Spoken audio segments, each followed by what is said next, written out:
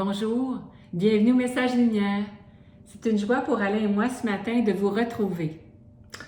Oui, aujourd'hui, on va vous parler de deux saints qu'on affectionne particulièrement. C'est Louis Martin et Zélie Guérin, qui ont été canonisés le 18 octobre 2015 par le pape François. C'est la première fois dans l'histoire de l'Église qu'un couple est déclaré saint ensemble. Et leur fête liturgique est célébrée le 12 juillet, date anniversaire de leur mariage.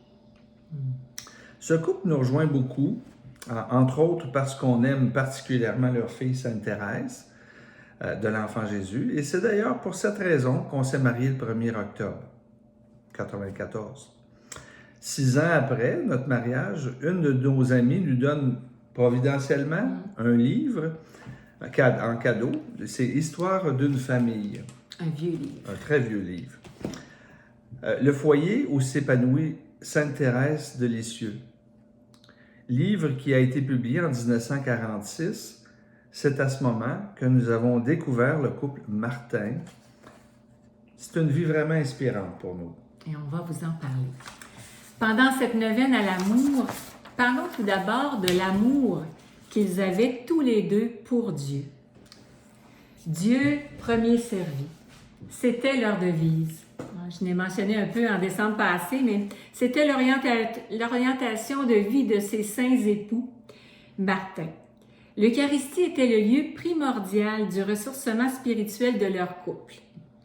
Sauf exception, Louis et Zélie allaient à la messe tous les jours. Et comme disait Carlo Acutis, ils avaient compris que l'Eucharistie, c'était l'autoroute vers le ciel. D'ailleurs, Zélie écrivait « Je veux devenir une sainte ». C'est beau, hein? Et Louis Martin disait « Oui, j'ai un but et mon but, c'est d'aimer Dieu de tout mon cœur. » Thérèse dira d'ailleurs de ses parents « Toutes leurs actions et leurs désirs tendaient vers le ciel. » Ils aimaient tellement Dieu qu'ils ont élevé leurs 5 filles, leurs enfants, pour le ciel, selon une expression de Zélie. Matin et soir, les époux Martin, les enfants Martin plutôt, étaient réunis pour prier, apprendre à écouter le mystère du Dieu vivant, à lui parler de vive voix, avec simplicité du cœur, et à être réceptif à sa présence et à son appel. Ce n'est pas étonnant que leurs 5 filles soient devenues des religieuses. Quels exemples elles avaient sous leurs yeux? J'aimerais vous raconter un événement qui vaut la peine d'être souligné. Quand Louis Martin s'est établi à Alençon comme horloger et bijoutier, son confesseur lui recommanda d'ouvrir sa boutique, son commerce le dimanche. Mais il n'a pas voulu accepter la permission. Il a répondu qu'il préférait perdre quelques bonnes occasions et attirer ainsi sur les siens la protection d'en haut. Il avait donc une intransigeante fidélité au commandement du respect du jour du Seigneur qu'est le dimanche. Jésus n'a-t-il pas dit « Tu aimeras le Seigneur ton Dieu de tout ton cœur, de toute ton âme et de tout ton esprit » et ils l'ont fait. Ensuite, Jésus a dit « Tu aimeras ton prochain comme toi-même ». Voyons maintenant l'amour que le saint couple a eu pour leur prochain. Oui, l'amour entre eux, c'était particulier. Louis et Zélie ont été mariés pendant 19 ans et ils sont aimés profondément. On dit que la force et la simplicité de leur attachement à Dieu fut l'âme de leur amour mutuel. Une lettre de Zélie dévoile le grand amour qu'elle portait à son mari dès le début. Elle écrira « Ta femme qui t'aime plus que sa vie ». C'est assez révélateur. Et lui écrira plus tard à sa fille Marie « La pensée de votre mère me suit constamment ». Ça, c'est dans le couple. Avec l'amour de leurs enfants maintenant, comme toute famille. Mais de leur union naîtront 9 enfants, dont 4 mourront en bas âge. La vie n'a pas été facile. Zélie écrivait « Nos enfants, c'était tout notre bonheur ». Oui, l'amour dont la petite Thérèse se voyait entourée par sa famille fut pour elle une image de la bonté de Dieu. Elle écrit, « C'est Dieu qui m'a fait naître en une terre sainte qui est sa famille. » Parlons maintenant de l'amour répandu en actes de charité au-delà de leur propre famille. Nous étions en promenade. C'est Céline, une de ses filles, qui raconte ça. Nous étions en promenade à la campagne quand, aux abords de la ville, mon père entra dans une maison, inconnue de nous, mais qui lui paraissait familière. Je le vis donner une somme d'argent à une femme et qui se trouvait là seule avec ses enfants.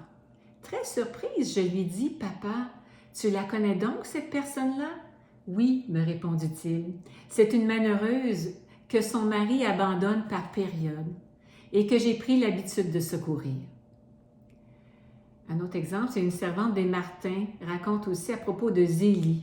« Combien de fois j'ai été chez des familles pauvres avec des pot-au-feu, des bouteilles de vin, des pièces de 40 sous, et personne ne le savait, sauf nous deux. Jésus n'a-t-il pas dit, « Chaque fois que vous l'avez fait à l'un de ces petits qui sont mes frères, c'est à moi que vous l'avez fait? » Et ils l'ont fait. C'est particulier ce vieux français-là. Hein? Oui, c'est parce que c'est un très vieux livre. On relit des textes d'autrefois, mais c'est quand même très signifiant pour nous quand même Oui. d'avoir choisi ces saints-là, parce que dans le fond, on vit les mêmes choses aujourd'hui. Hein? Oui, oui. Aujourd'hui, en cette 32e journée mondiale des malades, j'aimerais vous partager ce que Zélie a écrit avant de mourir d'un cancer du sein à l'âge de 45 ans. Le mieux est de remettre toutes choses entre les mains du bon Dieu et d'attendre les événements dans le calme et l'abandon à sa volonté. C'est ce que je vais m'efforcer de faire, dit-elle. Si le bon Dieu veut me guérir, je serai très contente, car au fond, je désire vivre. Il me coûte de quitter mon mari et mes enfants. Mais d'autre part, je me dis, si je ne guéris pas, c'est qu'il leur sera peut-être utile que je m'en aille. Cela me fait beaucoup penser à l'Évangile d'aujourd'hui, quand les lépreux disent à Jésus, « Si tu le veux, tu peux. » En conclusion, Saint Louis et Zélie Martin ont vécu une vie ordinaire de façon extraordinaire. Ils ont fait de leur Nazareth, au quotidien, un chemin de sainteté. Et nous, qu'attendons-nous pour faire comme eux? C'est Sœur Jeanne qui disait qu'il voulait des saints, des couples saints, des familles saintes. Est-ce qu'elle serait contente? Alors, Saint Louis et Zélie, priez pour nous. Là-dessus, Au revoir et à demain.